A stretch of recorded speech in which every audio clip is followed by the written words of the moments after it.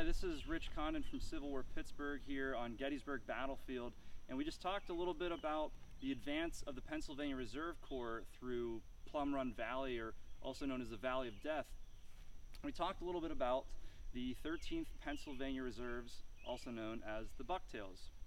The Bucktails during the battle are going to be moved from the rear of their line down toward Devil's Den, which is in this direction here.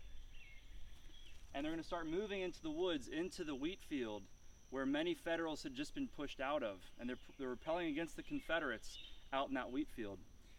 During this action, Charles Frederick Taylor, commander of the 13th Pennsylvania Reserves, is going to be killed. Him and his men are trying to find cover behind some of these trees. He's telling his men to move around, find cover, and as he's doing this, he takes a bullet right to the heart and is killed almost instantly. Shortly after, on July 11th, 1863, one of the men from his regiment is going to write home to Charles's sister. He says, "Yours of the 6th is just received. You asked concerning the fall of a brother. I am very sorry that what little information I had was not sent immediately, but relying on others more capable is my excuse. He fell at about 6 o'clock in the extreme front. He was urging the men forward, and about the last words he spoke before he fell were to a rebel regiment not over 50 yards in the front. He called to them, 'Halt and surrender.' He fell. I was with him in an instant. He told me where he was wounded and asked for water. After taking a little water, blood began to come from his mouth, and he seemed to want to say something.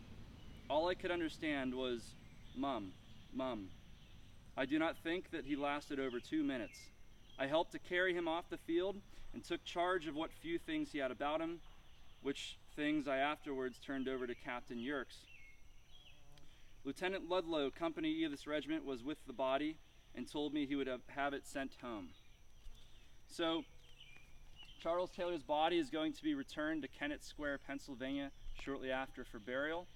And this monument you see here now was actually erected in 1905 by the 13th Pennsylvania Reserve Bucktail organization in his honor.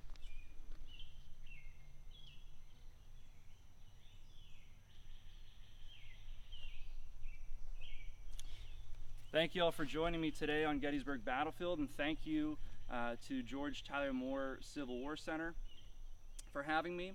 And I hope that you're able to take some more information home with you on a little known spot of this battlefield of Gettysburg.